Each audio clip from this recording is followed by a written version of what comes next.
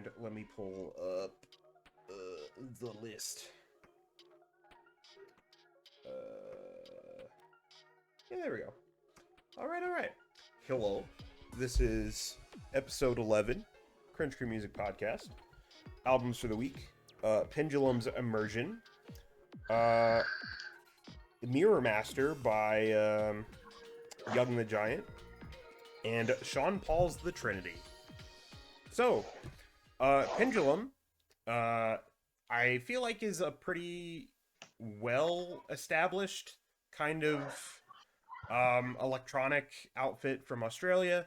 They were on hiatus for a while, and I didn't realize very recently that they are working on an EP that is set to come out very soon. So that's cool. Very cool. Over the years, though, Rob Swire, the vocalist, has worked on a few other songs with Deadmau5, like Monophobia and Ghosts and Stuff. So he's pretty well known, I think. But yeah, this album, I hadn't actually listened to the whole thing up until this episode. I'd heard Witchcraft off of this album many times. And there's that one song near the end that has In Flames on it, I've heard before, and that one, Self versus Self. And both of those tracks are really fucking good. But I think overall, this album's great. I didn't realize that it was going to have like dubstep stuff mixed into it, kind of, at the beginning. It's 2010 is when this came out, so I mean, I guess that makes sense. So that maybe dates it a little, but I guess despite that, it's a good album front to back. I don't think that there was anything off of it I hated. There's that one song, Vulture, and I can't believe I'm going to rat myself out like this, but I'm not going to give you the full details. But let's just say that if you were on Newgrounds in the mid-2000s, you may have heard this song in, let's just say, certain adult cartoon animations. And that's all I'm going to say about that, and that's all I can think about when I hear this song. So thank you, Newgrounds, for ruining Vulture by Pendulum for me. We could also pick Camel by Camel. Also, a little tiny nitpick on Witchcraft. The very beginning, does Rob need a minute to take a breath? Because every 2 seconds he just big inhale. Just take a breath, please, but not that big. But anyway, that's all I got. It's a good album.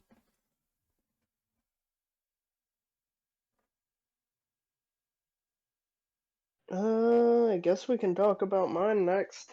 Oh, what are you gonna say? What you thought about the fucking Pendulum album first, you forehead? You right. I am blasted. I am sorry. It's really good. I used to listen to this a lot in middle school, growing up. This was around the time I got into EDM stuff, more like the Glitch Mob. I picked them a couple weeks back. Skrillex, basically early 2000s dubstep pop type stuff. And this falls right into that category too. I found these guys on Pandora. And the first song I listened to was The Island. And I actually really like them. I never listened to it, the whole album till now, but it's really good. I like it a lot. Witchcraft is good, like Mike was saying. The two Islands, part 1 and 2, are both really good. And the whole album is really good for the most part. Yeah, it's I really like this album. So it was really funny because I just started playing the first song and was like, oh cool, this is kind of electronic. And I was like, cool, I like this. And then I look at it again and it's like, oh, this is 2010 electronic. Oh, I'm gonna really fucking love it. Dear God. Who is screaming? I feel bad. Destroy the child. Sorry, let me sacrifice the child. Sorry, destroy the child. Yeah, that's yeah. It was right around when I got to, I think, The Island, when I was like, holy fucking shit, I know this song. Yup. And I was like, I have been pretty much looking for this fucking guy for years, because I only heard him on, like you said, I heard him on Pandora. but I just let it go. Like I just was just listening to everything, and I didn't catch him, and I'm happy I found him. Yeah, that's Pandora's also where I found a band I want to talk about next week because this album made me reminded me of them. They're called Blackmail. They do Oh yeah, I know orchestral them too. dubstep. Yeah. Yep. I also fucking love Blackmail. And I already know what album I'm gonna pick too, Nice. but I'll talk about that at the end of the stream. Honestly, I can't say there's anything that I didn't like. I was a little surprised hearing all of this album and then scrolling down and seeing In Flames, and I'm like, Yeah. and I was like, excuse me. So that was, but I really, really liked it. So it wasn't bad. It was really fucking good. So yeah, all in all, good fucking electronic album. We'll listen to him a fuck ton more now that I know him. Anyway, For sure. now you can go, Stephen, if you would like. My bad. I am sorry. It just got quiet and I was trying to remember where we were at in the podcast. As I said before, absolutely blasted. What I was going to say about my album was Superstition got me into these guys, the song Superstition, and I really like it. I like Cough Syrup and a couple of other of their hits, but this album's just good to listen to when you need to turn off and vibe for a little while. I like it a lot, and I also listen to this typically when I smoke perfectly legal substances. Oh yeah. I really tried to listen to this whole thing. I did, and I got like I listened to the first song and I'm like, Steven, what in the fuck are you making me listen to right now? Which prompted my Steven is really making us listen to white girl indie pop right now, huh? Comment that I posted earlier. And I just couldn't finish it. Like I hated this. I'll be honest with you. And I tried to listen to it, but I just had to turn it off. I was like, nope, this is not for me at all. I can't. That's funny as fuck, but you know what? I don't hold it against you at all. Yeah, so I know of Young the Giant. I've listened to them a little bit before this, but only ever on the radio. So when I saw this, I was like, wait, did Steven pick a radio pop album? And I'm like, what in the fuck is going on? Has hell frozen over?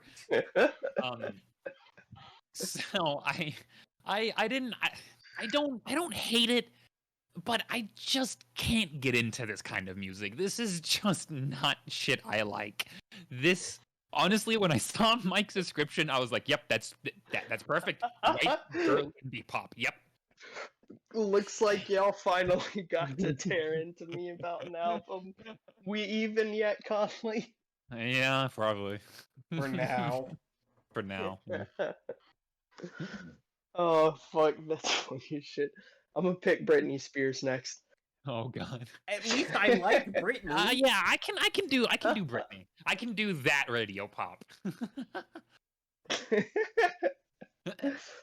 Oh, fuck, that's funny as shit. Okay, so I went on ahead and picked Sean Paul's The Trinity. So I've been listening to Sean Paul basically since this album came out.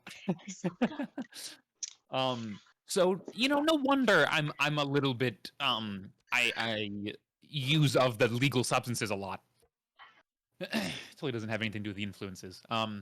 But to be honest, Sean Paul really got me into like more like Jamaican rhythm kind of music. Rhythm? Yeah. It just kind of like what he was, and not necessarily like that's what he does, but his music like led me into more of the Jamaican style of music, and I fucking fell for it. I absolutely love this album to death. I even when I was in middle school when this fucking album came out, I had a flip phone. I bought the last song on this album as a ringtone. Oh jeez. I liked this album or this song that much. Jesus. I paid the 99 cents or whatever the fuck it used to be back then in 2005. But yeah.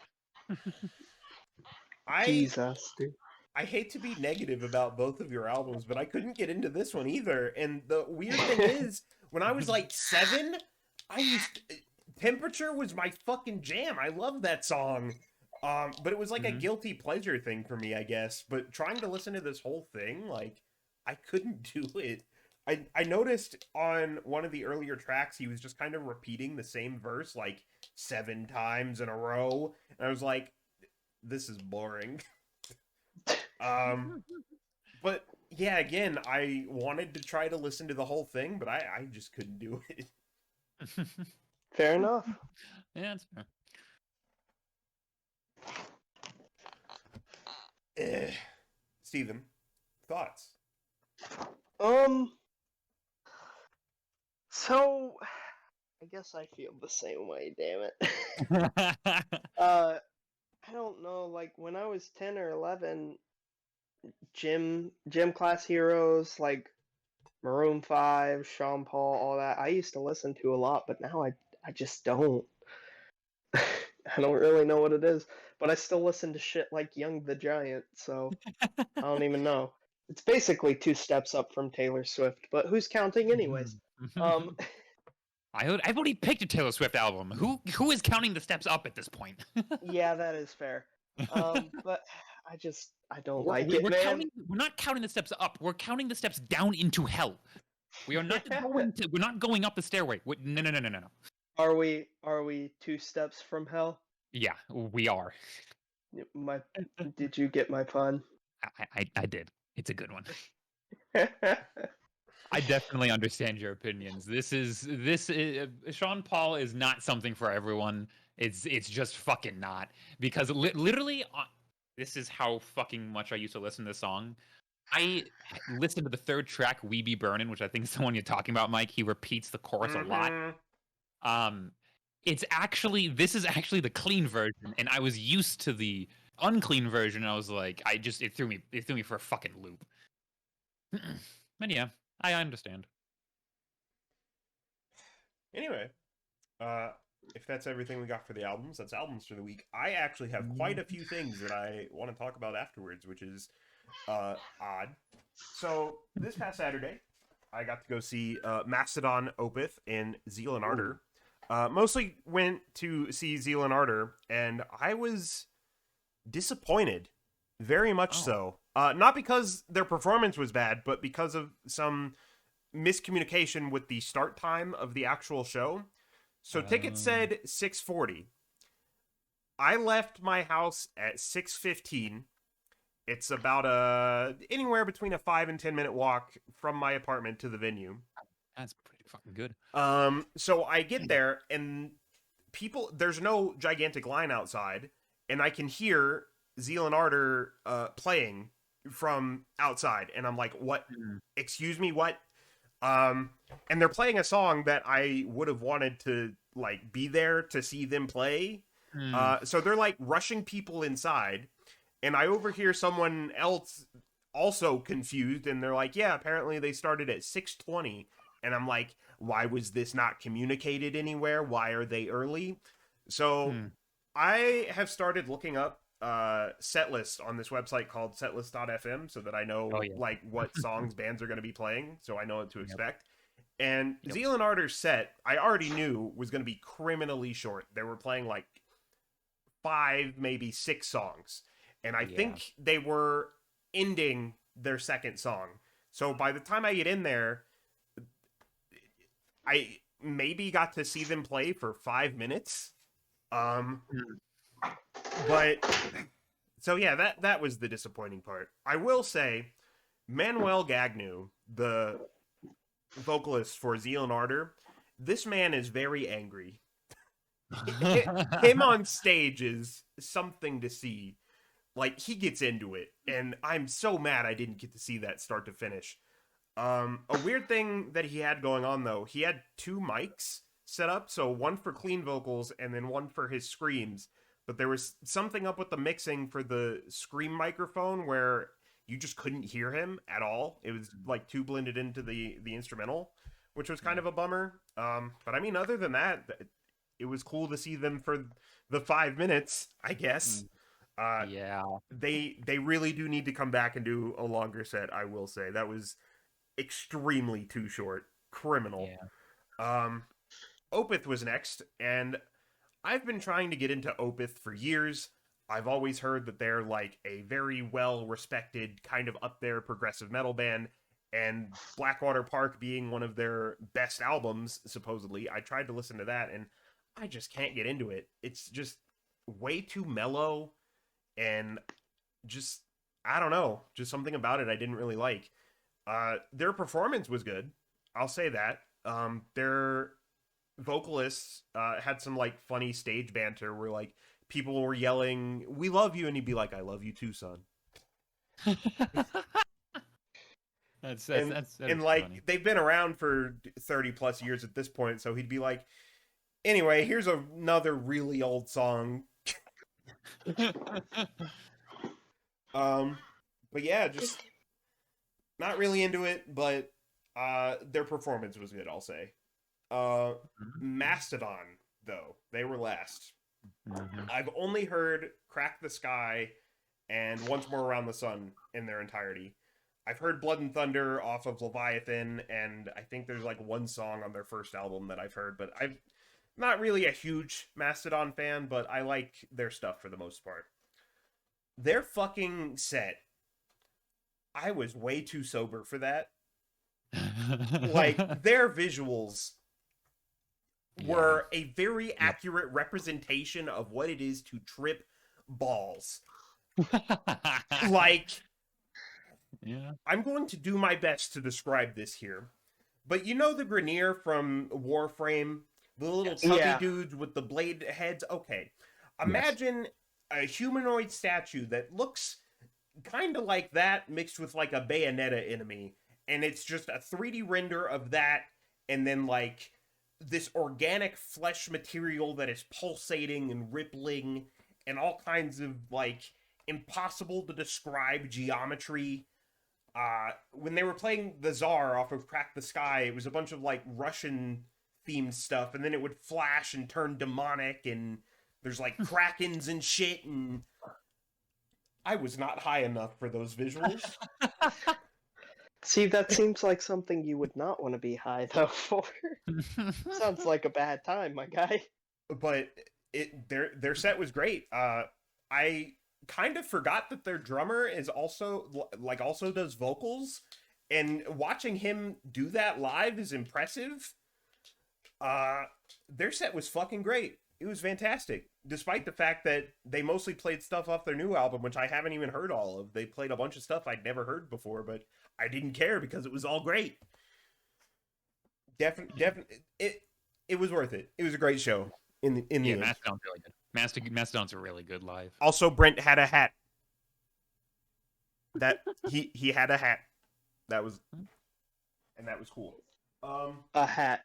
Yeah. Just a hat. He had a hat. Also, I picked up some Zealand Ardor vinyl. They only had a shirt and a hoodie. Nothing larger than a large, which I was mad about because I wanted to get their hoodie. But I got their EP, Wake of a Nation, and their last album, Stranger Fruit. And I believe this one is clear. I'm too lazy to take it out, so you'll have to take my word for it. But great records. I'm glad I have them now. Also. Nice. So that's concerts. Yeah. Thing I completely forgot to talk about like several episodes ago. You had not though. Radiohead released a, I guess you'd call it a reissue. I'm not really sure what else to call it. It's basically a package that includes Kid A and Amnesiac, and then an extra disc of like some remixes and bonus stuff, and it's all packaged together into a thing called Kid Amnesia. And during E3 last year, of all places, they announced that they would have a game that came out last month. And I played it, and it's mostly just like an immersive art piece. And I'd say even if you're not a Radiohead fan, it's absolutely worth checking out. It's free on the Epic Store, I think, maybe still. I don't know. But it takes like stems from Kid A and Amnesia and kind of mashes them up in really interesting ways, and there's all kinds of art and stuff, and it's really hard to describe this. I'll just say check it out for yourself if you have not. It is fantastic. I cannot recommend it enough. And it reminded me once again that Radiohead is really fucking good. I had something else, but I can't remember what. Oh yeah, I have to tell you a story that happened Saturday before the concert. So, Okay. I decided to. So there's a coffee shop like directly outside my apartment, like within the same complex. Yeah. Mhm. And I decided I'd go down and get like a chai latte or whatever. So I'm going down the staircase and I see a tube on the second floor landing. And I decide to investigate the tube. And within said tube is an unsmoked joint. And I'm like, oh, okay, that's sus. I'm gonna leave you here for now. So I go get my coffee. I come back and I go back up the exact same staircase. It's still there. I'm like, all right, I'm gonna leave you there for now because this is sus. Yeah. This is about noonish, okay? Mm-hmm. About 6:15, I leave to go to the concert. Lo and behold, the tube is still there. And I decide, okay, if you're still here in 4 hours when I get back, this is mine now. And sure enough, when I got back, it was still there. And so I have this, and I've been pondering it, and I'm going to continue to ponder it until I decide to go buy a lighter because I don't own one. Oh my god. Hey, Mike, you should go buy it and we'll play Halo. All right. All right, That then. should be funny as fuck. Not tonight, though. Oh, yeah. But anyway, that's all I had to talk about, I think. I feel like there was one more thing, and it's slipping my mind. I can't think of what it was. Anyway, so I guess we'll pick albums then. Fuck. Actually, I remembered. You may have noticed that the background is different. You see my door instead of a bed. I have not addressed this on stream yet. I moved my desk over, and I have space now. Also, I bought a new monitor for. Oh, you got a fancy monitor? You could say that. So you can see my monitor on screen now. Yes. Hold on. Check this out. Oh no, you bought one for rhythm gaming, didn't you, Mike? Yes, I did. Oh my god, how much Like- did you spend on that damn thing? Like $200. Just for rhythm gaming? Yeah. Oh my god. No. How much money have you spent on the sound Voltex boards you bought? So I think they're like $230 each, and I have two of them. So you spent almost $700 on rhythm games. Yes. Mike, what the fuck? So let me tell this story now, I guess. So the PC version of Sound Voltex has been forever since release several versions behind. It has been on the third version of the game, Gravity Wars. Currently, we are on what is it? There's Heavenly Haven. That's 4, 5. Heavenly Haven. 4, 5. We are on the sixth version of the game, which is the Exceed Gear, which came out last year. They finally decided to update the PC version to the latest version, which added 120 hertz, a new judgment for bragging rights, basically, and basically just a bunch of shit that's not on US versions of the arcade cabinets. So there's literally no reason to play the game in arcade anymore. The only caveat is you have to spend $20 a month on a subscription, which, if you think about how much money you're dropping in the arcade on this game, if you play it frequently, it's absolutely worth it. And the simulators that we've been playing up to this point are kind of janky, so it's nice having the game updated and in an official capacity. So this was Friday.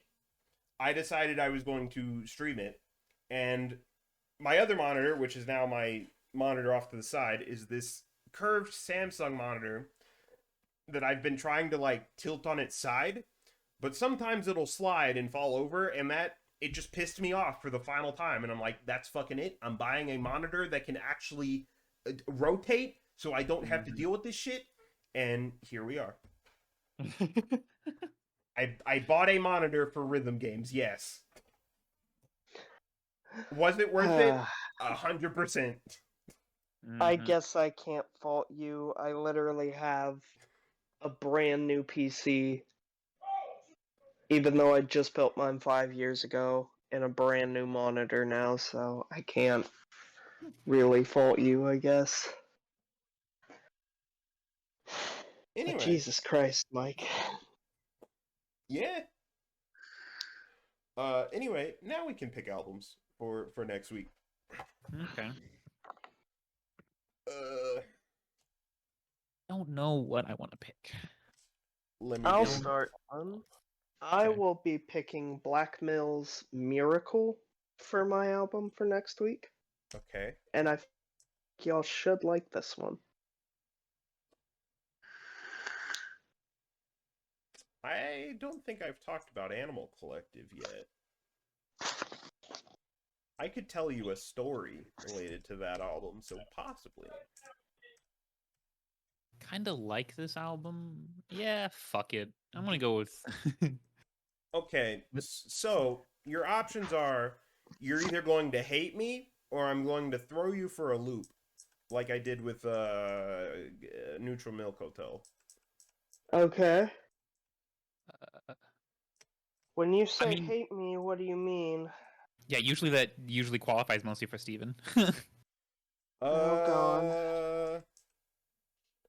I interpret it how you will, I guess. Is it wall noise? Well, I haven't decided yet, but tell me yes or no, and I will decide your fate. Oh, gross. Okay, we'll go for the one that's gonna throw me for a loop instead of the one that's gonna make me hit you. Yeah. Alright, Animal Collective it is, then we're talking about Merryweather Post Pavilion, and I get to tell you a story that involves questionable substances. Is this the one that you were listening to in Starkville, Mike? No, that was Tesseract. This is before that. Okay, I was gonna say, that was Tesseract. That shit was funny as fuck, though. I've already talked about that Tesseract album. Yeah, I know, but Jesus, that was fucking funny. Alright. I think I'm gonna pick, well, how do you guys feel about Chunk No Captain Chunk? I'm aware of them, haven't heard a single thing by them. I don't hate them. Oh, have you? Oh, well then, okay, that's fine then. They're pop punk, right? Yeah, pretty much. They Yeah, released a new album this year, so I really want. I'm fucking obsessed with. You'll hear it. They remind me a lot of I Fight Dragons. I listen to them a lot. Yeah. Like Bernadette is one of my favorite pop punk songs. Yeah. All right. Well, I remembered one more thing that I wanted to talk about. Okay. Which Devin Townsend's one of his 2 new albums is out. Oh yeah, I need to listen to that. Yeah. So The Puzzle released this past week, and I listened to it, and it is interesting to say the least. It's another ambient project, but it's not like DevLab that I had you guys listen to before. This one is more coherent. It's not just a bunch of random gibberish for lols like last time. This one is actually like listenable. Okay. there's some cool stuff going on in this. And I can't wait. So this is going to be like a big multimedia project that he's working on with like a book and a graphic novel and a movie. And I can't wait for the rest of it to come out so I can see how it all ties together. But just listening to the album has me excited.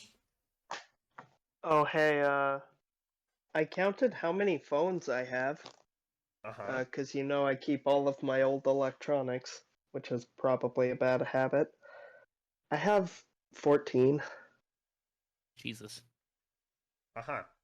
Pretty much all of them work. Yeah, I've got a bucket in my closet somewhere that has like 4 phones in it that also still work. I don't know. I just keep them in case my new one breaks. Yeah. Like, but some of these are stupid. Like, I have an iPhone 5. Which one is this? I think The iPhone 5C. The green ones with the dual core processors. I think I have a Samsung Galaxy S6 active in my closet somewhere. That was that phone you had shortly out of college. Yeah. Anyway, I'm done talking about things for realsies this time. We've picked the albums. I don't have anything else. I think that's it. We're done. This is a random side note. If you guys want to just look up on YouTube dank pods or go to the music sharing. I posted a video. This guy's fucking hilarious. He reviews old MP3 players and also some like more current headphones. Uh-huh. But Oh yeah, he's an Aussie and he's fucking hilarious. Okay. I think I've heard of him. Just watch the video I posted because it's a video of this company that sells headphones that do not have drivers in them. You put AirPods in them. What the fuck? Or whatever earphones you have. You put AirPods? Earphones, whatever, in-ear earphones you have. There's a little hole that you stick them in and it's like your earphones are now headphones and it's like that's not really how that works, but that's dumb as hell. it's so funny. Watching him, it's so fucking funny though. Like those Neuropods or whatever they're called? He also bought one of those too, I think. Yeah, that's the video I think I've seen of his. Oh, okay, yeah. He's really fucking funny. And he does a lot of audio stuff, so. Okay, yeah, that's it. Okay. Well, Right.